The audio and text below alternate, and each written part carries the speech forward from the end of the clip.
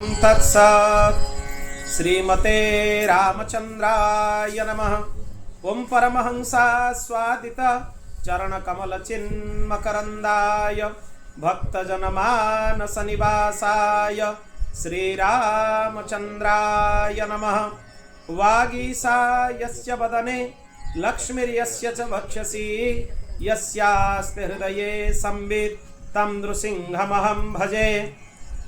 नमोस्तु रामाय सलक्ष्मणाय देव्यै च तस्यै जनकात्मजायै। नमोस्तु रुद्रेन्द्रयमानिलेभ्यो नमोस्तु चन्द्रार्कमरुद्गणेभ्यः। वामभागे जनकतनया राजतेजस्य नित्यं भ्रातृ प्रेम प्रवण हृदयो लक्ष्मणो दक्षिणे च। पादयोजे पवनतनयः श्रीमुखे मन्दहासः साक्षात् ब्रह्म प्रणतवरदं रामरूपं भजेऽहं। रामं रामानुजं सीतां भरतं भरतानुजं सुग्रीवं वायुसूनुंश्च प्रणमामि पुनः पुनः।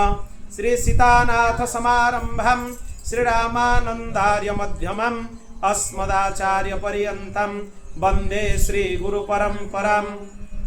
रामानन्दमहं वन्दे वेदवेदान्तपारगं राममन्त्रप्रदातारं सर्वलोकपकारकम्। श्रीराम जय राम जय जय राम। श्रीराम जय राम जय जय राम। श्रीराम जय राम जय जय राम।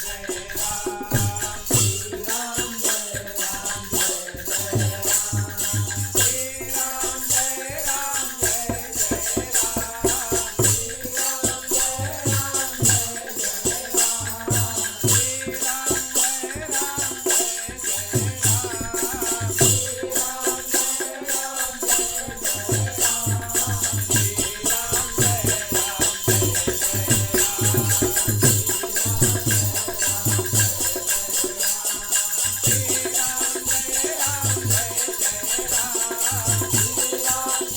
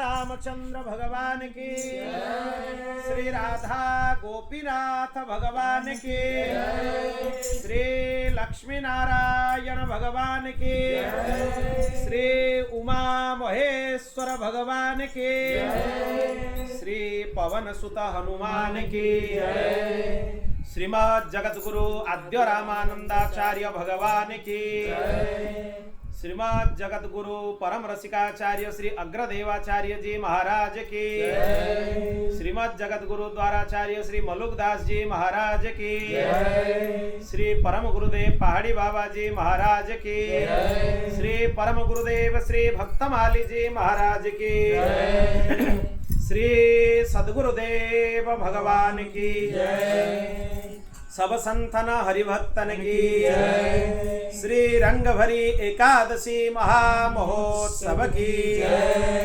श्री अयोध्यानाथ भगवान के होली महोत्सव की, श्री आनंद रामायण कथा महामहोत्सव की, जय जय श्री सीताराम, जय जय श्री राधे श्याम, हर हर महादेव। निताय गौर हरि बोल। अनंत कोटि ब्रह्मांड नायक परात्पर अखिलेश्वर निखिल हेय प्रत्यनीक अनंत कल्याण गुणगण निलय भगवान श्री अयोध्यानाथंकर महती कृपा करुणारु आज आम दिव्य आनंद रामायण कथार महोत्सव रे प्रवेश करिबा। क्रमशः आदिकवि महर्षि वाल्मीकिंकर रामायण मानकर चर्चा आम क्रमशः करुचु। श्रीमद वाल्मीकि रामायण आर्ष रामायण चर्चा है भगवान प्रतिष्ठा महोत्सव रे। क्रमशः श्री अद्भुत रामायण चर्चा है जो भगवती जानकींकर महिमा विशेष भाव में वर्णित जहाँ को अद्भुतोत्तर रामायण बोली कहा जाए। तांकर दिव्य प्रचंड पराक्रमर वर्णना से कराई। आउ सेही रामायण को पूरा धरिले ही आमे कहि परिबा सीतायाश्चरितम महत् कृत्स्नम रामायणम काव्यम सीतायाश्चरितम महत्। आज आमे दिव्य आनंद रामायण कथारे प्रवेश करिबा। आउ आनंद रामायण प्रकृत रे श्री राम रस उपासना रे एक अद्भुत ग्रंथ। एथिरे जो जो रहस्यर जो जो भाव रे वर्णना होइछि प्रायः कौनसी रामायण रे कथा सब नाही। आउ आनंद रामायण मध्य महर्षि वाल्मीकिंकर रचित भगवान वाल्मीकिंकर लिखित ग्रंथ। तेणु आमे ग्रंथ भितर प्रवेश करिबा। वाल्मीकि आगे भगवान रामंकर वंदना करुचंती ग्रंथर आरंभ रे। प्रथम सर्ग सार कांड। एठी जो आनंद रामायण रो कांड माने अछंती एठी कांड मानकर ना टिके अलगा। आर्ष रामायण रे कांड मानकर ना हला बाल कांड, तापरे हला अयोध्या कांड, अरण्य कांड, किष्किंध्या कांड, सुंदर कांड, लंका कांड, तापरे उत्तर कांड। सेठी लंका कांड नहीं, सेठी युद्ध कांड होची।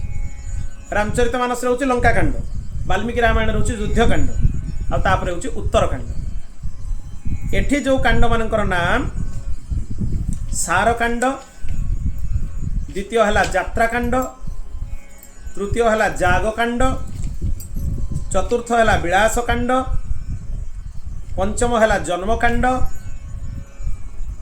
षष्ठ हला विवाह कांड, एटी बहुत परे विवाह।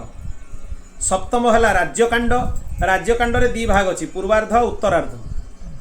अष्टम कांड हला मनोहर कांड, नवम कांड हला पूर्ण कांड। एई जो रामायण एथिरे 9टा कांड अछि, एथिरे 7टा कांड नै। आ सब कांड मानकर भी नाम भी अलग अलग। बोल भक्तवत्सल भगवान की मंगलाचरण करुचंती महर्षि वाल्मीकि।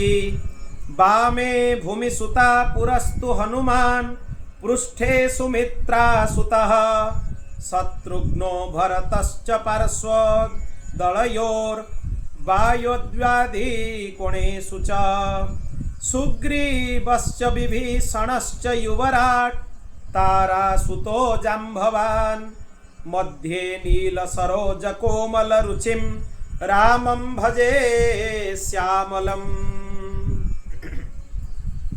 भगवान रामचंद्रंकर दिव्य शोभा केमिति देखा जाउछि। जहांकर बाम भागरे भूमिपुत्री भगवती सीता, सामनारे भगवान हनुमान, पछरे सुमित्रांकर पुत्र भगवान लक्ष्मण, दुई पार्श्वरे शत्रुघ्न आउ भरत, वायव्य ईशान अग्नि आउ नैऋत्य कोणरे जो 4टा कोण रहिला, वायव्य अग्नि ईशान आउ नैऋत्य 4टी कोणरे किए किए अछंती क्रमशः सुग्रीव, विभीषण, अंगद आउ जाम्बवान। ये भगवान कर शोभा। आ मध्यरे किए अछंती श्यामल आभा संपन्न नील कमल समान, नील पद्म समान कांतियुक्त भगवान श्री सीताराम विराजमान होइचंती। तांको आमे स्मरण करूचु बा भगवान रामचंद्र विराजमान होइचंती। काना बाम भागरे जनकात्मजा अछंती बोली कहि दिया आइछ। तेणु मध्य भागरे भगवान रामचंद्र विराजमान अछंती। श्री राम दरबार की। एटा प्रकृत रे राम दरबार रो दृश्य। समस्ते अछंती, सपरिकर भगवान कर समस्ते सबु गण अछंती। एथिरे 9 कांड वर्णना करिसंती। 9टी कांडरे कौन कौन कहिसंती। प्रथम कांडर नाम है सार कांड। एथिरे भगवान रामंकर आविर्भाव नहीं रावण वध पर्यंत सबु कथा लिखाई। ये आनंद रामायण भारी विचित्र रामायण। थरे रामंकर जन्म पाखु रावण वध पर्यंत कथा अच्छी, रामंकर पुणी आउ थे जन्मर वर्णना, पुणी जानकी जन्मर वर्णना, ये बारंबार विचित्र प्रकार लीला मान वर्णना है। आ जो रहस्य मान उन्मोचना महर्षि वाल्मीकि आदि काव्य करना से रहस्य मान उन्मोचना यही ग्रंथ में कराई। ये अद्भुत। आ प्राय उत्कल ओडिया भाषा भी प्राय प्रथम आनंद रामायण कथा, अद्भुत रामायण कथा भी ओडिया रे प्रथम है। आध्यात्म रामायण चर्चा होती ओडिया, किंतु आनंद रामायण और अद्भुत रामायण प्राय उत्कल भाषा रे भगवत कृपारू ये प्रथम हो। द्वितीय कांड जो यात्रा कांड, एथिरे मुनिश्रेष्ठ कुंभोदर प्रेरणा रे भगवती सीता द्वारा रामंकर तीर्थ यात्रार वर्णना है। ये अन्य कौन सी रामायण रे नहीं। तृतीय कांड जाग कांड रे अयोध्या रे 10टा अश्वमेध यज्ञ कराई। से 10टा अश्वमेध यज्ञ केमिति कराई ता विषय रे लिखाई। चतुर्थ विलास कांड रे भगवती सीता सहित भगवान माधुर्यमय विलासमय लीला मानकर वर्णना है। माने राम सीता महारासर वर्णना है। राम सीता विलास व महारास मधुर लीला प्राय अन्य ग्रंथ रे एते मात्रा रे उपलब्ध नहीं। पंचम जन्मकांड रे लवकुश आदि जन्म कथा दिखाई। आउ सीतांकर पुनः ग्रहण विषय रे दिखाई। षष्ठ कांड रे विवाह कांड रे लव कुश उर्मिला मांडवी श्रुतकीर्ति समस्तंकर पुत्र मानकर विवाहर कथा दिखाई। ए विषय भी अन्य कोटी प्राय मिले, सब विचित्र विषय। राज्य कांड रे राम राज्यर धर्मपूर्वक किमिति संरक्षण है तार वर्णना है। आउ मनोहर कांड रे श्री रामार्चन महायज्ञ किमिति करा जाए, रामार्चा महायज्ञ तार विधिर वर्णना कराई। तेणु यही सबु विषय वर्णना करिकी विचित्र विचित्र कथा द्वारा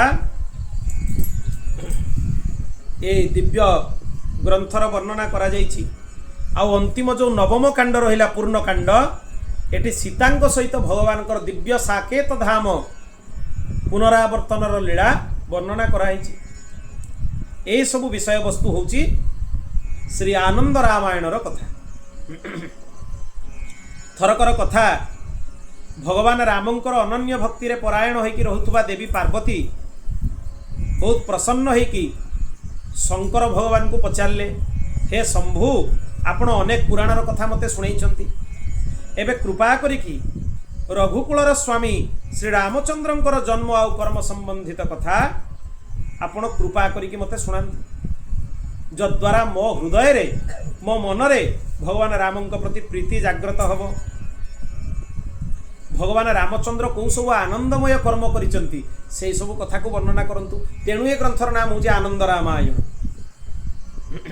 भगवान शंकर कहिले, हे देवी तुम्हें राम कथा विषय रे बहुत सुंदर प्रश्न कल। मु तुमको भगवान रामंकर ये जो दिव्य लीला विस्तार रे वर्णना करुछि, तुम्हें ध्यान देकी सुन। आदि नारायण भगवान विष्णु पाखु ब्रह्मांकर आविर्भाव है।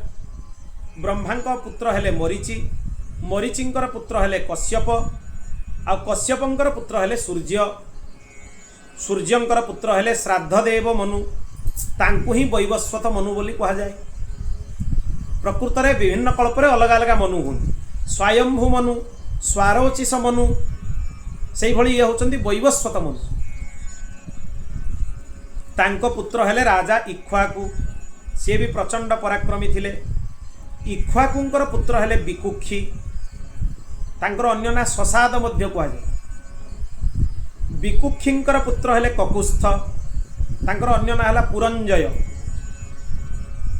ककुस्थंकर पुत्र हेले ना ककुस्थंकर अन्य ना होची इंद्रवाह, से इंद्रवाहंकर पुत्र हेले अनेना, अनेनांकर पुत्र हेले विश्व, विश्वरंधी, विश्वरंधी पाखरु चंद्र हेले, चंद्रंक पुत्र हेले जुवनाश्व, महाप्रतापी थिले।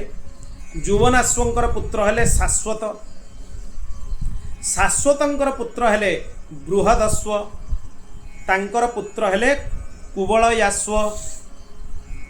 से राजा मान भितर बहुत श्रेष्ठ थिले। कुबलयाश्वंकर पुत्र हेले दृढ़ाश्व। तांकर पुत्र हेले हरियश्व। तांकर पुत्र हेले निकुंभ। निकुंभंकर पुत्र हेले बरहणाश्व। तांकर पुत्र हेले कृताश्व। कृताश्वंकर पुत्र हेले सेनजित। सेनजितकर पुत्र हेले आउ जणे जुवनाश्व। जुवनाश्वंकर पुत्र हेले मांधाता। किछि किछि प्रसिद्ध राजा अछन, तांको ना समस्त जानिछन। तांकर अन्य ना परवर्ती समय रे हेला ऋषदस्यु। ऋषदस्यु। मांधातांकर पुत्र हेले पुरुकुत्स। पुरुकुत्संकर पुत्र हेले त्रसदस्यु। त्रसदस्युंकर पुत्र हेले अनरण्य। अनरण्य भी भारी प्रसिद्ध राजा। अनरण्यंकर पुत्र हेले हरियश्व। हरियश्वंकर पुत्र हेले अरुण। अरुणंकर पुत्र हेले त्रिबंधन। त्रिबंधनंकर पुत्र हेले सत्यव्रत। सत्यव्रतंकर अन्य ना हला त्रिशंकु। जो त्रिशंकु कथा आसे, विश्वामित्र जहाँ को अटकई देले से त्रिशंकु।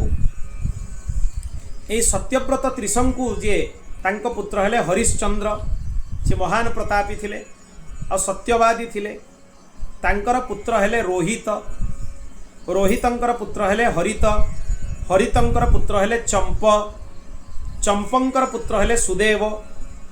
सुदेवंक पुत्र हेले विजय। आ विजयंकर पुत्र हेले भरुक। भरुकंकर पुत्र हेले ब्रुक। ब्रुकंकर पुत्र हेले बाहुक। बाहुकंकर पुत्र हेले राजा सगर। सगर राजा भी भारी प्रसिद्ध सूर्यवंश। हाँ, अश्वमेध यज्ञ करथिले, तांकर 60,000 पुत्र थिले। सेई माने जाईकि जेतले अश्व यज्ञ अश्व खोजिकी खोलिले जाईकि माटी सेइटु समुद्र उत्पन्न हेले। सगरंकर पुत्र माने तांको उत्पन्न करेले बोली तांको ना हला सागर। सगरंकर पुत्र हेले मुख्य असमंजस। असमंजसंकर पुत्र हेले अंशुमान। अंशुमानकर पुत्र हेले दिलीप। दिलीपंकर पुत्र हेले भगीरथ। भगीरथंकर पुत्र हेले श्रुत। श्रुतंकर पुत्र हेले नाभ। नाभंकर पुत्र हेले सिंधुद्वीप। सिंधुद्वीपंकर पुत्र हेले सुदास। सुदास दीटा नाम तांकर थिला, मित्रसह आउ कलमसापाद। कलमसापाद। सुदासंकर पुत्र हेले अस्मक। अस्मकंकर पुत्र हेले मूलक। मूलकंकर पुत्र हेले नारी कवच। नारी कवचंकर पुत्र हेले दशरथ। दशरथंक पुत्र हेले इडविडा, तांको कहा जाए एडविड। तांकर पुत्र हेले विश्वसह। ये राजा दशरथ माने भगवान को पिता नुहे, ये पूर्व दशरथ आउ जणे थिले। तांकर पुत्र होची विश्वसह। विश्वसहंकर पुत्र हेले खट्वांग। खट्वांगंकर पुत्र हेले दीर्घबाहु।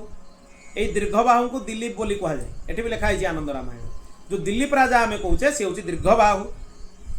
दिलीपंकर पुत्र हेले रघु। ए रघुंक नाम रे रघुवंश नाम रे नामित होईछि। भारी महाप्रतापी राजा थिले रघु। रघुंकर पुत्र हेले अज। अजंकर पुत्र हेले दशरथ। खट्वांगा दीर्घबाहुश्च रघुस्तस्मात् पृथुस्रवा आदि भागवत मध्य एभली श्लोक आसे। एवं राजा दशरथंक पुत्र रूपरे भगवान श्री रामंकर प्रादुर्भाव हेला। श्री रामचंद्र भगवान की। भगवान रामंकर नाम होची अनंत। आमे आज सूर्यवंशर पूर्ण वर्णना शुणिले। कौ राजांक परे किए होइछन विस्तृत वर्णना भगवान रामचंद्रंक पर्यंत।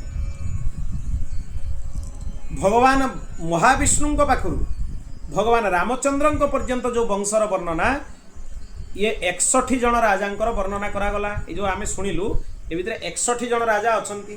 61तम स्थान रे भगवान रघुनंदन अछंती, रामभद्र अछंती। ए राम भगवान 61 जन राजांक भितर श्रेष्ठ। हे देवी मु तांकर चरित्र तुमको सुनाऊची, ध्यान देकी शुण। सरजू नदीर तटरे अयोध्या नगरी थिला। से अयोध्या नगरीर श्रेष्ठ राजा होचंती राजा दशरथ। इक्ष्वाकु वंशरे सर्वश्रेष्ठ राजा थिले, महाबलशाली थिले, संपूर्ण सप्तद्वीपवती पृथ्वीर चक्रवर्ती सम्राट थिले राजा दशरथ। आउ तासह जम्बूद्वीपर भी महान स्वामी थिले, महापराक्रमी थिले, धर्मपूर्वक राज्य शासन करुथिले। अयोध्या नगरी समीपरे कोशल देश अछि, से कोशल देशर कोशलपुरी गोटे महानगरी थिला। सेतरे बहुत पुण्यात्मा महान राजा माने हेले, ताकू कोशल बिली कहा जाए। तांकर पुत्री थिले देवी कौशल्या, कोशल राजांकर कुमारी, कोशल राज्यर कुमारी हेतिबारु तांकू कौशल्या बोली कहा जाए। सी विवाह योग्य हो गले। राजा कोशल बहुत प्रसन्न है कि दशरथंक सहित तांकर विवाह निश्चित करदेले। तापरे विवाह दिन राजा दशरथंकु डाकिबा पई से दूत पठेइले। तापरे राजा दशरथ साकेत नगरी रे स्थित, अयोध्या को साकेत नगरी कहा जाउची। ता माने अयोध्या ये पृथ्वी पृष्ठर खंड नुहे, ये दिव्य साकेत धाम अवतीर्ण होइके आछन। अष्टचक्रानवद्वारा देवानां पुरी अयोध्या, ये अयोध्या भगवान चक्र उपरे स्थित होइके अछि। शास्त्र रे कथा वर्णना आसे, अयोध्यार परिसर भितर जे प्रवेश करि जाय, पंचकोशी परिसर, तांकर शरीर आपे शंख चक्रांकित हो जाए। आयुध भगवत आयुध आपे अंकित हो जाए शरीर रे। दिव्य अयोध्या। राजा सरजू नदी रे डंगा उपरे बसी, नौका उपरे बसी तांको मंत्री मानक सहित पार हेकी गले। समस्ते तांकर स्तुति करुथुले। सेही समय रे लंका नगरीर राजा रावण आसिकी ब्रह्मा को पचारिला जे हे ब्रह्मन, काहा हाथ रे मोर मृत्यु लेखा है। बहुत दिव्य कथा, ये कथा कौन रामायण रे आपण पाइबेनी। कौशल्या दशरथंक विवाह कथा भी कौटी नहीं, ये सब दिव्य रहस्यमय कथा कौटी नहीं। रावण कथा सुनिकी ब्रह्मा कहिले, राजा दशरथंकर भार्या कौशल्या साक्षात भगवान महाविष्णु रघुनंदन को तांकर आविर्भाव हम, रघुनंदन आविर्भाव हे तांको पाखु। सेई रघुनंदन सहित भगवान चारिटी रूप से आविर्भाव हेबे, तांकरी हाथ रे ही तुमर बद्ध हम। एठी जो रघुनंदन चर्चा है, ये होचंती महाविष्णु। तामाने ये होचंती मुख्य परिपूर्ण परम ब्रह्म, मूल ब्रह्म, मूल तत्व रूप से जहाँकर प्रतिपादन कराई, सी होचंती ये भगवान रघुनंदन। गोस्वामी तुलसीदास भी तांकर संकेत करिसेंती। से लिखिछंती मनु शतरूपा काहांकर तपस्या कले, सेतलको तो राम अवतार हेनी ना, दिव्य साकेत नगर रे निवास करुवा भगवान रघुनंदन तपस्या कले। कौ मंत्र जप कले? द्वादशाक्षर मंत्र जप कले। कौ द्वादशाक्षर मंत्र? भगवान रामंकर मंत्र होची षडाक्षर, भगवती जानकींकर मंत्र होची षडाक्षर। जुगल मंत्र दुईटा को मिसई देले हला द्वादशाक्षर मंत्र। द्वादशाक्षर मंत्र रे तेणु भ्रमरे पड़िबार नहीं वासुदेव मंत्र। वासुदेव मंत्र ये स्पष्ट कराई था, तेणु सी जुगल मंत्र जप कले। जानकींकर मंत्र षडाक्षर आ भगवानकर मंत्र षडाक्षर, एमती आग पछ कर जोड़ी देले हला द्वादशाक्षर मंत्र। सेहिति सीताराम आसिक तांको दर्शन देले। सी कहले आपण को समान पुत्र मोर हो। भगवान कहले मो समान आ दुनिया रे केही नाही, मो समान तो मु निजे हो। भगवान कहले मो समान हवा बहुत कष्ट। गीतारे भी भगवान कहते न तोत्समभ्यधिको कुतन्य, समान हवा तो बहुत दूर विषय, अधिका बा किए केमिति हो। तेणु भगवान कहले मु निजे ही पुत्र रूप से आसबि। तेणु गोस्वामी तुलसीदास जी जो वर्णना करिसेंती रामायण रे, मूल भगवान रामचंद्रंकर अवतार, जहाँकर सेवा पाई क्षीराब्दी साई विष्णु, भूमा वैकुंठर विष्णु, त्रिपाद विभूति वैकुंठर विष्णु राम सेवार्थम आगतः।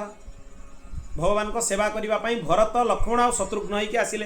तीनिटा वैकुंठर विष्णु भगवान रामंकर सेवा करिबा पई भरत, लक्ष्मण और शत्रुघ्न होइके आसिले। भरत, लक्ष्मण, शत्रुघ्न भी साधारण नुहे, से तीनिटा वैकुंठर विष्णु। आ भगवान रघुनंदन होचंती परिपूर्ण परम ब्रह्म। बोल भक्त वत्सल भगवान की जय। सेमती ब्रह्मा कथा जमी रावण शुणिला से पुष्पक बसिकी अयोध्या आसिक पहुँचीगला। चारिआडू राक्षस सेना घेरीगले। रावण नौकार बसिकी दशरथ जो जाऊले युद्ध जीतीगला। आ नौकाटा को भी भांगीदेला, सरजू भितर फिंगीदेला। एते पराक्रम तार। बाकी जी सैन्य बाहिनी थे सब जल बुड़ी मरीगले। किंतु राजा दशरथ तांकर मंत्री सुमंत्र एमाने कौनसी भी प्रकार रे से जो खंड थिला नौकार खंडटा खंडे पटा को धरिकी भासी भासी भासी भासी जाकि प्रवाह रे गोटे कलरे बंचिकी रहीगले। से गंगा नदी रे जाकि पहुँचीगले। सरजू नदी भासी भासी भासी भासी जाकि कौटी कौ धारा देकी गंगा नदी रे पहुँचीगले। सेठू दैव जोगरे दुई जन खसिकी जाकि समुद्र भितर रहिले, समुद्र पाखे पहुँचीगले। एपटे राक्षस राज रावण देखिला, से भाविला जे दशरथ मरीगले। से सेठू कौशलपुरी जाकि पहुँचीगला। शुणी कौशल्या सागर बाहागर हम। सेठू कौशल राजा को जीतीगला। कौशल्याकर अपहरण करनेला रावण। तापर कौन है, आकाश मार्ग रे लंका आड़ को चलीगला। से समय रे लवण सागर रे निवास करुवा तिमिंगल मत्स्य को सी देखिला। ता मन रे विचार कला जे देवता माने होचंती मोर शत्रु। निश्चित छलपूर्वक लंका भितर स्थित ए कौशल्या को देवता माने हरण करके नहीं जिवे। मु गोटे काम करुची, ए कौशल्या को तिमिंगल मत्स्य, तिमी माछ, तिमिंगल मत्स्य माने तिमी माछ, तिमिंगल मत्स्य को देई देई के जाउची। कौशल्या को धरहर रूप में देई देई के जाउची। रावण कौशल्या को गोटे पेटी भितर पुरैकी, पेटिका गोटे सुंदर बाक्स भितर पुरैकी से पेटिकाटा को बाक्सटा को तिमिंगल को देई देई की पळैला, लंका पळैला। केते केते काम करिछि रावण देखु। से जानकी माता हरण तो परे करिछि, कौशल्या माता अपहरण भी से करनी। एते बदमाश थिला रावण। तापरे तिमिंगल मत्स्य से पेटी जो थिला बाक्स तार मुख को चिरीदेला, समुद्र रे विचरण करने को लगिला। जिमती निज शत्रु मान को देखिला से युद्ध करने को लगिला। से समय रे जो नौकार खंडरे भासी भासी जाउथले दशरथ और सुमंत्र से माने आसकी सेठी पहुँची गले। से दुई जन से दीप भितर को प्रवेश कले। से दिव्य बाक्स को देखिले, ताकू खोलिले, ता भितर कौशल्या मिलीगले। कौशल्या को जो से बाक्स भितर पुरैकी पड़ीथिला कौशल्या मिलीगले। परस्पर सहित वार्तालाप करके चिन्ही गले। राजा दशरथ निज परिचय देले, कौशल्या माता भी निजर परिचय देले। तापरे शुभ मुहूर्त रे सेई द्वीपर राजा दशरथ कौशल्या सहित गंधर्व विवाह कले। गांधर्व विवाह क्षत्रिय मान गांधर्व विवाहर विधान अच्छी। जितेबाला वैदिक रीति रे विवाह हो न पारिबो, स्वीकारोक्ति द्वारा विवाह करा जाई परिबो, ताकू गांधर्व विवाह कह। केवल क्षत्रिय माने करि परिबे। तापरे राजा दशरथ, कौशल्या, सुमंत्र से माने तीन जन जाक से बाक्स भितर पशिगले, पेटी भितर प्रवेश करिगले। तापरे से बाक्सर द्वार, पेटीर द्वार को पुणी बंद करदेले। सेई भितर तिमिंगल ता शत्रु मान ऊपर विजय प्राप्त करके आसिक पहुँचीगला। तापर से पेटिकाटा को आउ थे मुहरे धरनेला, समुद्र रे विचरण करने को लगिला। से जाणीज बोली मैंने आउ थे भितर पशिकी बंद करदे, नल तो से ग्रास कर तिमिंगल माछ। एपटे रावण जाकि लंका पहुँचीगला। तापर ब्रह्मा को निज सभारे डाकिला, हसी हसी कहला, हे ब्रह्मा, ए लंकापति रावण आपणकर वचन को मिथ्या करदेला। कि मिथ्या करदेला ना, आपण कहिथिले मु राम हाथ में मरबी। कौ राम ना, जे दशरथ और कौशल्या पुत्र हम। मु दशरथ को भी मारदेची, कौशल्या को भी अपहरण करिकी तिमिंगल को दे देकी आसी। तेणु आपण कथा मिछ होगला। सेठु ब्रह्मा उच्च स्वर रे स्पष्ट रूप से कहले, ओम पुण्याहम। सेठु रावण कहला, आपण ये कौन कहले? ब्रह्मा कहले, दशरथ राजा विवाह हो जाइछि। तू रावण व्यस्त होनी, तू तो मने मने बसिकी लंकार लड़ू खाऊ था। सेपटे दशरथ और कौशल्या विवाह हो जाइछि। ये कथा शुणिकी तांको कथा को मिछ सिद्ध करने पाई से दूत मान तिमिंगल माछ पाक पठेला, मगैला से पेटिका मगाओ। जतले पेटिकाटा खोलिला देखैबो बोली ब्रह्मा को, से पेटिका भितर 3 जण बाहरिले, दशरथ, कौशल्या, सुमंत्र मंत्री भी थिले। आश्चर्यचकित हो गला, हाथ रे खड़ग धरिला जे एमान को मारिदेवी। ब्रह्मा रावण को कहले, दशानन तुम्हें कौन करुच, एमती काम करनी, तुम्हें कौशल्या को पूर्वर ही पेटी भितर बंद कर देके आस्थिल, जन को बंद करके आस्थिल, एबे 3 जण हो जाइछंती। एमती ही एमाने 300 कोटी भी हो जिवे।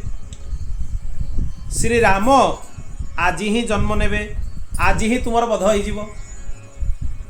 ब्रह्मा कहीदेले, डरईदेले रावण को, तू जाइए पेटी रे जन को छाड़ी आसलु, तो राजसभा को आसला 3 हो गले।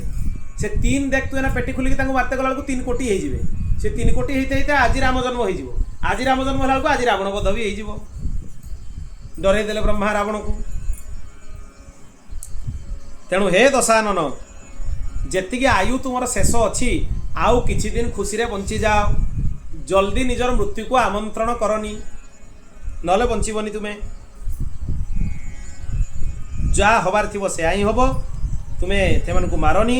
ये 3 जन को दूत द्वारा साकेत पठे दियो। ये जो आनंद रामायण रे अयोध्या शब्द सहित बहुत जगह व्यवहार होती, अयोध्या शब्द व्यवहार नहीं, बहुत जगह साकेत शब्द व्यवहार होती। ब्रह्मा कहते देखो ये 3 जन को साकेत को पठे दियो। साकेत माने कौटी पठेबे? अयोध्या। तामाने अयोध्या साकेत धाम। अयोध्या खाली पृथ्वीर खंड नुहे, जो नित्य साकेत धाम भगवान सीतारामंकर विलास स्थली, से अयोध्या होची नित्य साकेत। अयोध्या दर्शन कला परे जे भाबिबो जे मु साकेत धाम दर्शन करिनी, ताठू मुढ़ा दुनिया रे केही नांती। दिव्य अयोध्या होची दिव्य साकेत। आ साकेत बिहारी किए? श्री कनक बिहारी भगवान। बोल भक्त वत्सल भगवान की, श्री कनक बिहारी लाल की। तेणु एमान को साकेत पठे दियो। कर्मर गति भारी गहन। रावण भयभीत हो गला। से दूत मान द्वारा से पेटी रे 3 जन जाक को साकेत पठे देला। तापर दूत माने रावण पाखु पळे आसिले। अयोध्यावासी कौशल राजा समस्ते प्रसन्न हो गले, समस्ते पाईगले दशरथ आ कौशल्या को। पुणी विधि विधान ने आउ थरे विवाह है, वैदिक रीति रे विवाह है। तापर निज राज्य भी दशरथ को निजर जोई को कौशल राजा देदेले। से कौशलाधिपति मध्य तांको कहा जाए। खाली अयोध्याधिपति नुहे, कौशलर मध्य सी अधिपति। सेबे पाखरु कौशल देशर राजा भी सूर्यवंशी कहाले। तापरे राजा दशरथ मगध राजांकर कन्या सुमित्रांक सहित विवाह कले। ये तांकर द्वितीय राणी हेले। तापरे केकेय नरेशंकर कन्या कैकेयी, जहाँकर नेत्र कमल समान पद्म समान, तांको सहित विवाह कले। ये राजांकर तृतीय राणी हेले, तृतीय विवाह। राजा दशरथ एमान को छड़ा भी अन्य विवाह करिसंती। अनेक पुराण और रामायण आदि रे वर्णना आइछि 700 विवाह करथिले राजा दशरथ। 700 जन राणी थिले। ता भितर मुख्य होचंती कौशल्या, सुमित्रा एवं कैकेयी। अनेक प्रकार दान देई पृथ्वी उपर राज्यर उपभोग कले। किंतु राजा दशरथंकर बहुत बयस हो गला, किंतु संतान नथिले। भगवान शिव कहउचंती, ए आनंद रामायण कथार वक्ता होचंती भगवान शिव, आ श्रोता होचंती भगवती पार्वती। वक्ता श्रोता भी अद्भुत। तेणु रस तो निश्चय वर्षण हम। हे गिरिराज पुत्री भगवान शिव कहउचंती, कौशल्या, सुमित्रा और कैकेयी 3 जन जाक भारी सुंदर थिले, उत्तम यौवन संपन्ना थिले। से समय रे देवता और दानवों भितर बहुत भयंकर युद्ध है। देवदानव युद्ध है। से युद्ध समय आकाशवाणी है जे जेतेबेले महान राजा अयोध्यापति दशरथ रहिबे, सी जहा पक्ष को जीवे तारी पक्षटा विजय प्राप्त करिवो, एथिरे संदेह नहीं। सेठू पवन देव राजा दशरथंक पाखरे आसिक पहुँची गले। कहले तुम्हें देवतांक पक्षरु जाइकी युद्ध कर, तेबे जाइकी देवता माने जितिबे देवासुर संग्राम में। राजा दशरथ देवता मानक तरफ युद्ध प्रारंभ करदेले। भयंकर युद्ध है। राजा दशरथंकर रथर चक जो अरटारे लगी था धुरा कहती, से चकर अर भांगीगला, चकटा खसीगला रथरू। किंतु राजा को एक कथा जना नथिला। राणी कैकेयी युद्धरे जाइथिले राजा दशरथ को सहित। ए प्रसंग भी एठी अछि। से जिमती देखिले रथर जो चक्कर धुरा खसी जाउची से तत्क्षणात निज बाँ हाथ रे रथर धुरी को धरिकी रखिले। तांकर हाथ वज्र समान थिला। काहीकि ता कारण भी एठी दिया हैछि। बाल्य काल रे कैकेयी सुईथिबा जणे मुनिंकर मुह स्याही लगेकी कला कर देइथिले। जणे मुनि सुईथिले ये कला जो काली स्याही ताकू नहीं मुनि मुहरे बुली देले कैकेयी। सही समय रे मुनि तांको अभिशाप देले, कैकेयी तुम मुह भी अपजस कारण कला पड़ जीव, कहीं तुम मुह चाहिए बिना दोष रे तुमको अपजस लगे। से ऋषि अभिशाप देते जेतले से मुनि पलई जावाक बसिले कैकेयी निज बाँ हाथ रे से मुनिंकर दंड कमंडलू जहाँ छाड़ी पलाउले ताकू उठे नहीं देदेले। से प्रसन्न होइकी मुनि कैकेयी को वरदान देले, जो बाँ हाथ रे तू मोर दंड कमंडल उठे आणिकी देलु से बाँ हाथ तोर वज्र समान हो। तेणु कैकेयींकर बाँ हाथटा वज्र भाया था। से हाथ में रथर चक को सी धरिकी अटकईदे, धुरी को धरिकी अटकईदे। तेणु सी तांकर मने पड़गला वरदान। से समय सी युद्धरे दशरथ राजा को सहायता कले। जिते दशरथ राजा जानिले जे कैकेयी मोर सहायता करिसंती, से कैकेयी को कहले तुम्हें मते दुईटी वरदान मो पाखरु मागी नब। समय आसिले किछि किछि जगह रे या भी वर्णना हैछि। बाल्य काल रे दुर्वासा ऋषिंकर सेवा करुले कैकेयी। दुर्वासा ऋषि जो चतुर्मास व्रत सारिकी गले तांको दंड कमंडलू छाड़ी देकी पलाउले ताकू नहीं कैकेयी पछआड़ू देदेले। सी वरदान देते जो हाथ में तुम दंड कमंडल देलु तोर हाथ वज्र समान कठोर हो। सी कहले ए वर मुझे मागिबिनी, समय आसिले मु मागिकी नहीं नेबी। से समय आप मत दुईटी जाक वरदान देदेवे। तापरे कैकेयी सहित राजा दशरथ निज नगरी अयोध्या को फेरी आसे। दिनकर कथा, राजा शिकार करने सरजू नदी तटरे एक बण भितर को गले। अनेक वनचारी हिंस्र पशु मानकर वध कले। नदी प्रवाह को बाण रे अवरुद्ध करके रखिदेले। से समय वैश्य श्रवण कुमार निजर वृद्ध आउ अंध पितामाता को निजर कांधरे उठेकी तांको बण मार्गरे काशी आड़ को लेकिन जाऊले। से वैश्य कूलर श्रवण कुमार वैश्य कूल उत्पन्न थे। वर्णना है बहुत खरा होता, सूर्य किरण बहुत अधिका थिला। तेणु तांको गरम बहुत लगिला। से माने रात्रि रे ही जाऊले, दिन बेले विश्राम करुले। राति जो सूर्यास्त हो जाऊला से धरिकी नहीं जाऊले। से समय तांको माँ बापा को भारी शोष लगिला। से श्रवण कुमार को कहले तुम्हें आणिक हमको जल पियाओ। सेठू जो कांधरे तांको बसई उठेकी दी कांधरे एमती धरिकी नहीं जाऊले श्रवण कुमार। सी तांको सेठी देखिले जल अच्छी, जल पाखरे रखीदेले। जल भितरे कलसी नहीं कि बुड़ेले। तत्क्षणात बाहर करी आणले। तांको लागिला से जो कलसर शब्द है पानी पुरेला बेलू गोटे हाथी जमी शब्द करुच्ची तांको लागिला। राजा दशरथ भाविले हाथी शब्द करुच्ची। राजा दशरथ वैश्य श्रवण कुमार को हाथी भाविकी गोटे बाण चलई देले। आ बाणर प्रहार रे श्रवण कुमार कहले हाय हाय मते किए मारिदेला। एक कथा कहीकि जल भितरे पड़गले। तत्क्षणात राजा दशरथ जाकि तांको पाखरे पहुँचले, तांको बाहर को आणले, तांको मुहरु सब कथा शुणिले, तांको देहरु बाण भी बाहर करदेले। तापरे श्रवण कुमार से जलपात्र देकी माँ बापा पाखु पठेदेले। दशरथ तांको पानी पिएले। जेतले पुत्र मृत्यु शब्द माँ बापा शुणिले से विलाप करने को लगिले। आ पुत्रर चितारे ही से भी अंतिम संस्कार निजर करईदेले। माने से भी देह त्याग करी पुत्र सहित से भी भगवत धाम गमन कले। आ पुत्र शोकरे विह्वल होइकि राजा को अभिशाप देइतिले, हे राजन पुत्र शोकरे जेमिति आम दुई जनकर मृत्यु हैला ठीक सेमिति तुमर भी पुत्र शोकरे ही मृत्यु हबो। एक कथा कहि देइतिले। राजा भारी दुखी होइकी अयोध्या नगरी को फेरी आसिले। सबु घटनाक्रम वशिष्ठ को शुणेले। वशिष्ठ दोष निवृत्ति पाई साकेतपुरी रे सरजू नदी तटरे ऋष्यशृंग द्वारा अश्वमेध यज्ञ करैले एई दोष निवृत्ति पाई। राजा दशरथंकर जड़े मित्र थिले, तांको नाम होची रोमपाद। तांकर कन्या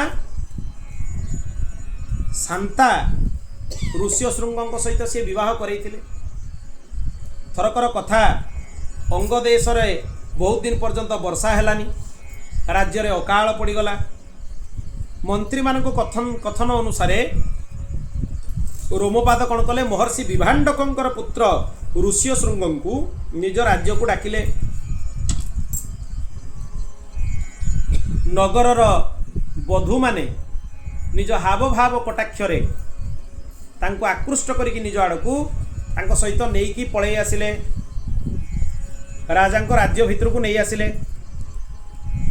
जिमती रोमपादंको राज्य रे ऋष्यशृंग प्रवेश कले, वृष्टि हवा को लागिला। आउ राजा रोमपाद पुत्र ही नथिले, तांकर गोटे झियो थिले खाली, तांको पुत्र भी प्राप्ति हेले।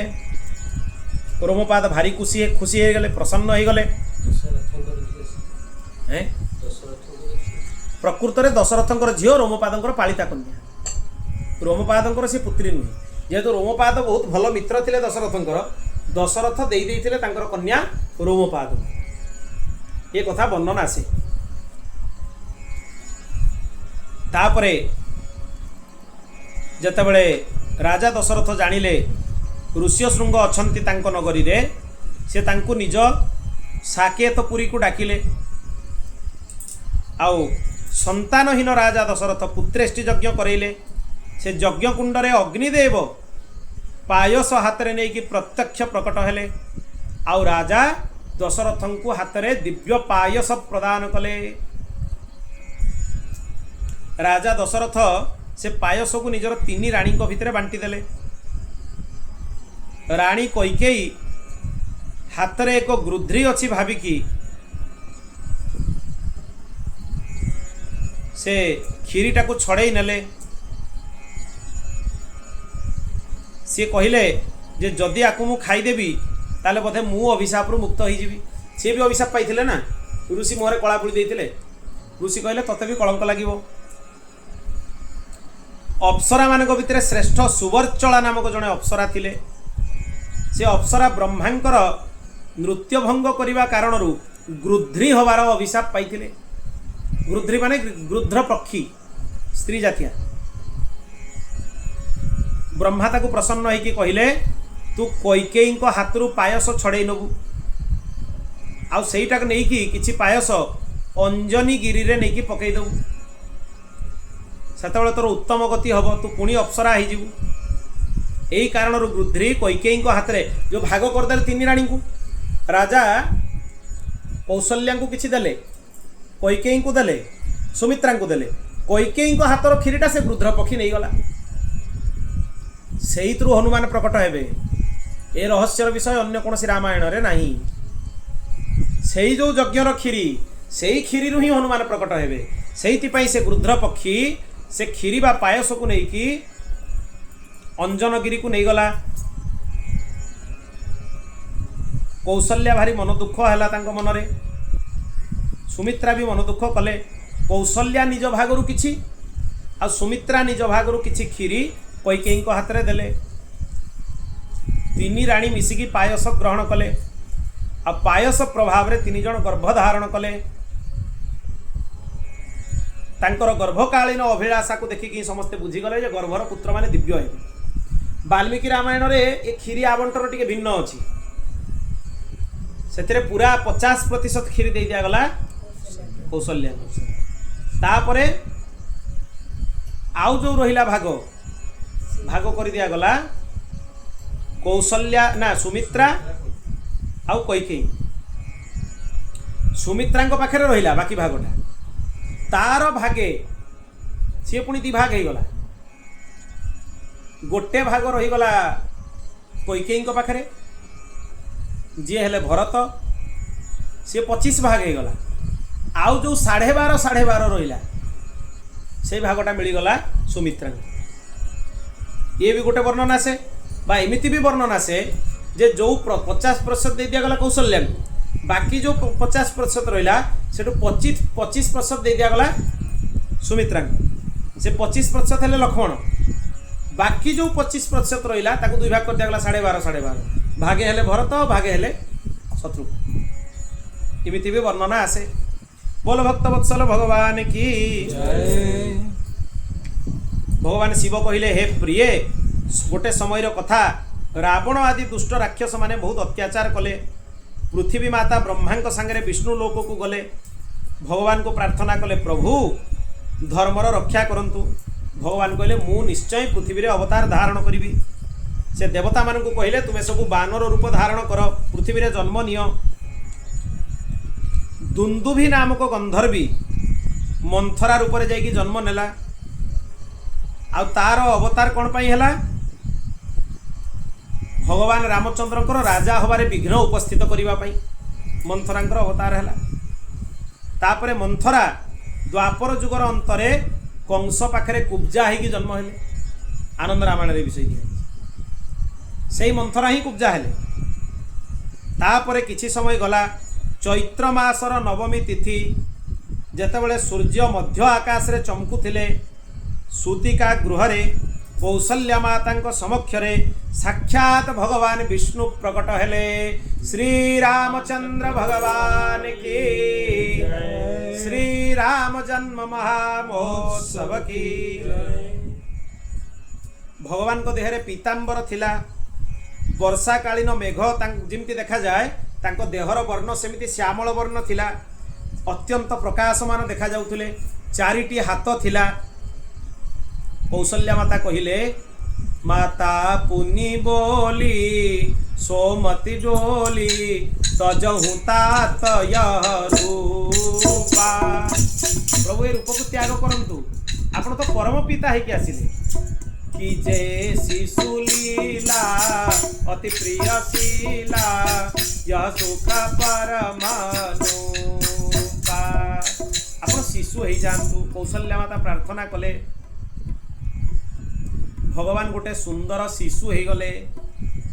तांको शरीरर आभा सुवर्णमय पीतवर्णर थिला। तांकर सुवर्ण आभरण को धारण करी से सुशोभित हेउथिले।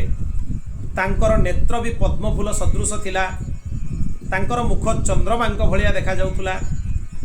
तांकर प्रभा सूर्यंक समान देखा जाउथुला। किछि काल परे माता सुमित्रांक पाखरु भगवान शेषनाग शेषावतार बालक रूप धारण करिकी प्रकट हेले। आउ कैकेयी मातांको गर्भरु भगवान विष्णु 2टी आयुध शंख चक्र धरिकी बा 2टी आयुध रूपरे भरत आउ शत्रुघ्नंक रूपरे प्रकट हेले। एटी टिके कथारे मतांतर अछि। एटी शत्रुघ्नंकर जन्म कैकेयींक पाखरु होईछि। अन्य रामायण रे शत्रुघ्नंक जन्म सुमित्रा पाखरु होईछि। ए आनंद रामायण अनुसार कैकेयी मातांकर 2 जण पुत्र होईछि। काहेकि तार कारण कोन ना तांको हाथरु गृध्र पक्षी नहीं गला खीरी। कौशल्या भी निज भागरु किछि देले सुमित्रा भी निज भागरु किछि देले। कौशल्यांको भागरु जोटा देले सी हेई गले किए भरत आउ सुमित्रांको भागरु जोटा आसिले सेतरु हेले शत्रुघ्न। बोल भक्त वत्सल भगवान की जय। वाल्मीकि रामायण जो आदि काव्य आर्ष रामायण रे शत्रुघ्न को भरतंकर नुहे लक्ष्मणंकर सहोदर बोली कहुई किंतु एथिरे से भरतंकर सहोदर। कल्प भेद रे 2टी जाक मत ठीक। ये जो आनंद रामायण कथा ये भिन्न कल्पर राम कथा। एथिरे बहुत चरित्र वाल्मीकि रामायण जो आर्ष रामायण ठू पूरा भिन्न। बहुत चरित्र भिन्न। एगुड़ा ता सहित कौन सामंजस्य नहीं। बहुत विचित्र चरित्र अद्भुत चरित्र। यही प्रकार 4 भाई राम लक्ष्मण भरत शत्रुघ्न अत्यंत शुभ समय रे प्रकट हेले। देवता माने दुंदुभि बजाइबा को लागिले। आकाशरु पुष्पवृष्टि हवा को लागिला। वशिष्ठ को डाकिकी राजा दशरथ जात कर्म संस्कार करेइले। वशिष्ठ कौशल्यांकर पुत्र जे बड़ थिले तांकर नाम रखिले राम। श्री रामचंद्र भगवान की सुमित्रांकर पुत्रंकर नाम रखिले लक्ष्मण। श्री लक्ष्मण लाल जी महाराज की। कैकेयींकर जो दुई पुत्र हेले तांको नाम रखिले भरत और शत्रुघ्न। श्री भरत लाल की। श्री शत्रुघ्न लाल की। समस्तंकर नाम रखिदेले। समस्तंकु जे आनंद प्रदान करती, जे परमात्मा रूप में समस्तंक भितर रमण करती, सी हेले राम। अत्यंत शुभ लक्षण संपन्न होइतिबारु सी हेले लक्ष्मण। भरण पोषण करिवार तत्पर होइतिबारु सी हेले भरत। आउ शत्रु मानकर मर्दन करुथुबारु तांको ना हला शत्रुघ्न। चारि जन को ना इथि पई रखिले। ये चारि भाई लक्ष्मण रामंक सहित खेलुले, शत्रुघ्न भरतंक सहित खेलुले। लक्ष्मण सब रामंक पाखे था। सी होचंती रामानुजम। रामंकर अनुज पहला माने लक्ष्मण को बुझे। सी भगवान को छाड़ी रुहंती। जमी काया को छाया छाड़ी रही पारनी, लक्ष्मण भगवान को छाड़ी रही पारती। सेमती शत्रुघ्न भरत को छाड़ी रही पारती। रामस्य दक्षिण बाहु होचंती भगवान लक्ष्मण। तेणु भगवान कर्णरे कुंडल भारी सुंदर शोभायमान हेउथला। सुंदर आभूषण मध्य पिंधुथिले। कंठरे विविध मणि रत्न जटित हार थिला, कुंडल थिला। अत्यंत सुंदर अलंकार सब धारण करथिले। आ तांको देहर वर्ण इंद्र नीलमणि भड़िया थिला। ये धीरे धीरे आंठे आंठे चलिबा शिखिले। शुभ लक्षण संपन्न हेले। ठुमक चलत रामचंद्र बाजत पैजनिया। ठुमक चलत रामचंद्र बाजत पैजनिया। ठुमक चलत रामचंद्र। भगवान धीरे धीरे चलिबा शिखिले। आंठे आंठे चलिबा शिखिले। तांकर दिव्य बाल्य लीला रे सी समस्त को मंत्रमुग्ध करदे, मन को मोहित करदे, समस्त चित्त को चोरी करदे। श्रीकृष्ण को चोर कहीकि निंदा करवा छाड़, भगवान रामचंद्र भी बहुत बड़ चोर थिले। श्रीकृष्ण ब्रजर गोपी मानकर चित्त को चोरी कले। रामचंद्र तो ये तो आहुरी बड़ चोर। कहीं ना जनक राजा भाया एड़े बड़ वेदांती को सामना रे ठिया होइकि लुटि नेले। जी गोपी मान को लुटिले। गोपी माने तो भगवान सहोदरी थिले, भगवान निज लीला संगिनी थिले। तांकु चित्त को चोरी करवा बहुत बड़ कथा नुहे। ये तो चोर, चित्त चोर। ये तो डकायती करनेले। दिन दीपर रे लुटि नेले राजा जनकंकु। इ नहीं बिलोकत अति अनुरागा। बरबस ब्रह्म सुखाई मन त्यागा। श्री राम जय राम जय जय राम। श्री राम जय राम जय जय राम। एते सुंदर जे, एते सुंदर राजा जनक तांको देखि ब्रह्म ज्ञान भूली गले। से कहले ये मुनिकुल तिलक कि नृपकुल तिलक। माने ये मुनिकुलर माने कुमार ना राजकुमार। तांको देखि कि सब वेदांत भूली गले। जी निर्गुण निराकार ब्रह्मंकर चिंतन ने निमग्न थांती। अष्टावक्र मुनि जहाँ पाखरे आसिकी गीता आदि दिव्य ग्रंथ वेदांतर चर्चा करती। सुखदेव जी महाराज जहाँ पाखर आसिकी शिक्षा ग्रहण करके जाती। से ही जनक जो रामचंद्र को देखिले इ नहीं बिलोकत, तांको देखि कौन है अति अनुरागा। एते अनुराग आसिला। बरबस ब्रह्म सुख ही मन त्यागा। बलपूर्वक ब्रह्म सुख तांको मन भितर अंतर्निहित हो गला। ये तेणु भगवान दिव्य लीला। कौशल्या और दशरथ तांको वस्त्र आभूषण पिंधाती। बाघ नखी भी पिंधाती। बाघ नखीर भी सुंदर सुंदर हार आ आभूषण आसे। भगवान को बाघ नखीर आभूषण भी पिंधाती। भगवान जो देखती तांकर पिता भोजन करुचंती, बाल्य सुलभ लीला रे जाइकी भोजन थाली गोटे ग्रास हाथ में नहीं दौड़ी पलि जाती। माने मुठे खाइबा बापा थाली धरिकी दौड़ी पलि जाती। से राजा कहबार कौशल्या दौड़ी आसती। से भगवान एत जोर दौड़ती जे कौशल्या भी हाथ में धरी पारती नहीं, दौड़ी पलि जाती। जी बड़ बड़ होती शिव पार्वती को जे बड़ बड़ जोगी मानकर हृदय रे चिंतन ने धरिबा जहांकु अगोचर तांकु बा किए साधारण भाव में धरि परिबो। तेणु ये अगोचर भगवान दौड़ी पड़े जाती। तापरे जतले से फेरी आसंती निजर कोमल हाथ रे जो खाइबा मुठाटा धरिकी जाइथांती दशरथ और कौशल्या को खुई दियंती। बोल भक्त वत्सल भगवान की। भगवान को एते मधुरमय बाल्यलीलार वर्णना अन्य कौन जगार ना। सबु जगार बाल्यलीला को भारी संक्षिप्त कही दिखाई। तो आनंद रामायण प्रकृत में आनंद, एथिरे आनंद दिव्य आनंद। भगवान माधुर्यमय लीला, भगवान बाल्यलीला, याठू बड़ आनंद आउ कौन अच्छी। बाल्य सुलभ कौतुक करुले, अनेक प्रकार क्रीड़ा करुले, कृत्रिम युद्ध करुले, छोट छोट खेलना धनु धरिकी खेलना अस्त्र धरिकी कृत्रिम युद्ध करुले भाई माने सब। तापरे एपटे सेपटे दौड़िकी पलाउले, घोड़ा आदि विभिन्न सवारी उपरे चढ़ी जाउथुले, माता पिता को आनंद प्रदान करुले। किछि दिन परे सुंदर आभूषण पिंधिकी पिता को प्रणाम करके तांको सहित सिंहासन में बसिबाकू लागिले। तांकू देखिकी वशिष्ठ ऋषि भी आनंदित हो जाउथांती। वशिष्ठ ऋषि आसिक बसथांती राजसभा रे, सी सबू भूली जाती। से जतने देखती राजकुमार भगवान रामचंद्र रामभद्र आसिकी दशरथ को कोल रे बसचंती, से मनरे भावना करती जे केतेबेले ये गुरुकुल को जिवे, मु तांकू कोल रे बसैकी विद्या शिक्षा करैबी। सेही कथा चिंता करी करी मग्न हो जाती, निमग्न हो जाती। कहले जेतले इक्ष्वाकु राजा वैवस्वत मनु सूर्यवंशर प्रथम राजा हेले, सेते बेलरू मु होची सूर्यवंशर पुरोहित। कौ लोभरे हेइथिली एई रघुनंदनकर बाल्य सुलभ लीला रे भागीदार होवा पई हेइथिली। कना ब्रह्मा डाकिकी कहिले जे तुमे सूर्यवंशर पुरोहित हो। वशिष्ठ कहले पुरोहित काम भल नुहे, मु पुरोहित हेबिनी। सेठू धीरे की वशिष्ठ कहले परिपूर्ण परम ब्रह्म रघुनंदन जेतेबेले अवतार ग्रहण करिवे, तांकू कोଳରେ धारण करी तांको नामकरण संस्कार करिवार सौभाग्य तुमको मिलिबो। जे सर्वनाम अनाम तांकर नामकरण संस्कार तुमे करिवो। जे परिपूर्ण परम ब्रह्म वेद जहांकर स्तुति गान करुचंती तांकू उपनयन संस्कार तुमे करैबो।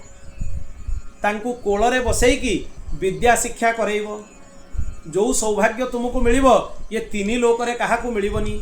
पुणी जेतेबेले तांकर राज्याभिषेक हबो, ब्रह्मा शंकर, ब्रह्मा कहते मु ठिया शंकर ठिया बड़ बड़ ब्रह्मर्षि राजर्षि बड़ बड़ ऋषि बृहस्पति आदि ऋषि माने भी ठिया किंतु तांकू प्रथम राज तिलक करिवार सौभाग्य तुमको ही प्राप्त हब।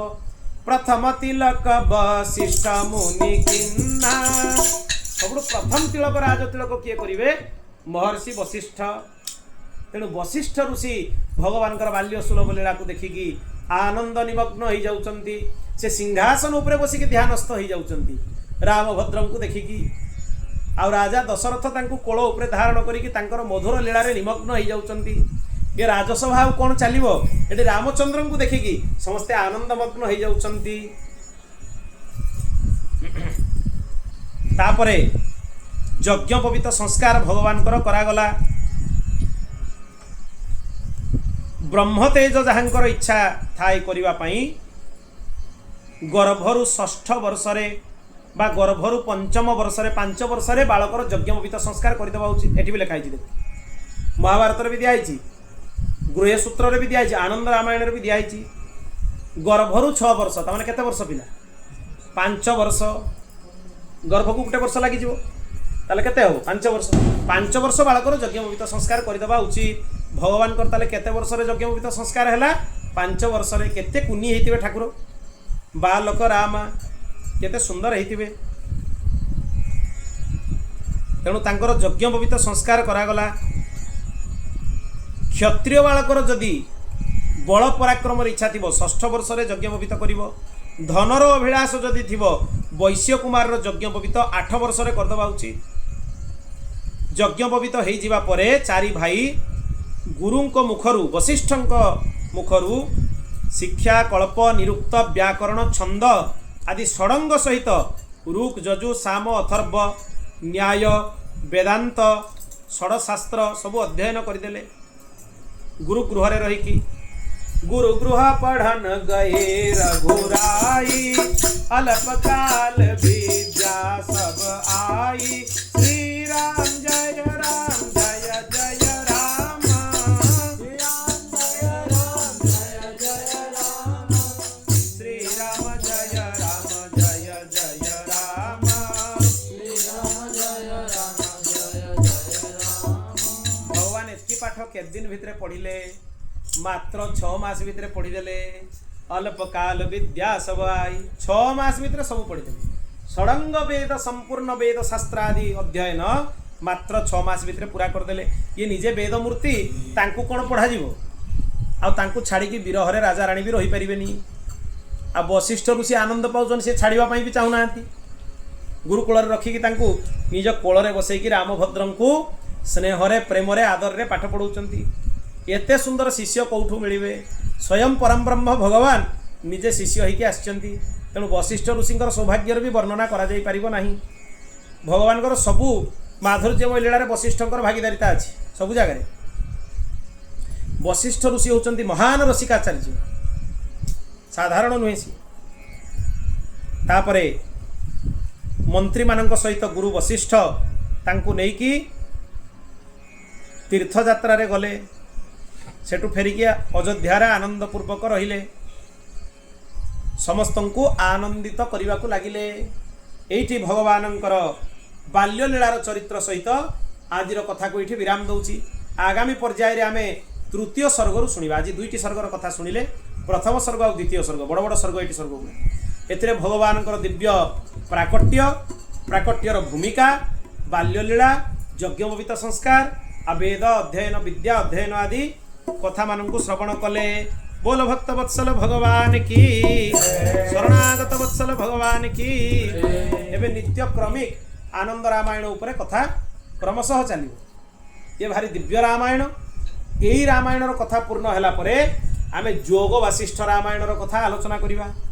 सी भी वाल्मीकि कृत एवं तार पूर्णता परे आमे दिव्य रामचरित मानस रे अवगाहन करी जो रामनवमी समय रे नवरात्रि आसुची से समय तार आनंद ग्रहण करिबा। बोल भक्त वत्सल भगवान की, शरणागत वत्सल भगवान की। सीताराम हनुमान सीताराम हनुमान सीताराम हनुमान सीताराम हनुमान सीताराम हनुमान सीताराम हनुमान सीताराम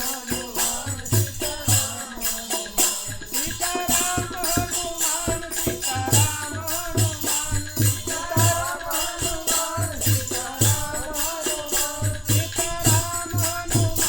सीताराम हनुमान सीताराम हनुमान सीताराम हनुमान सीताराम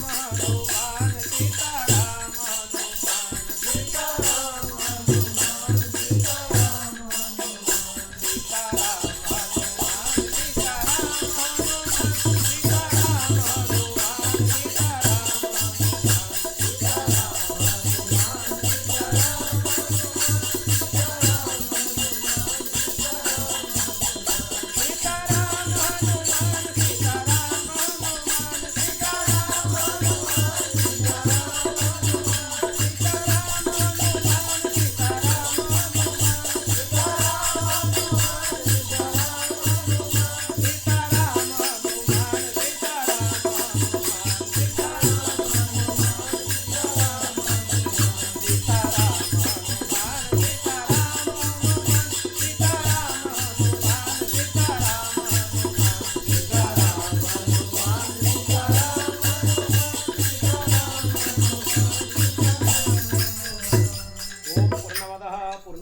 पूर्णात् पूर्णमुदच्यते पूर्णस्य पूर्णमादाय पूर्णमेवावशिष्यते।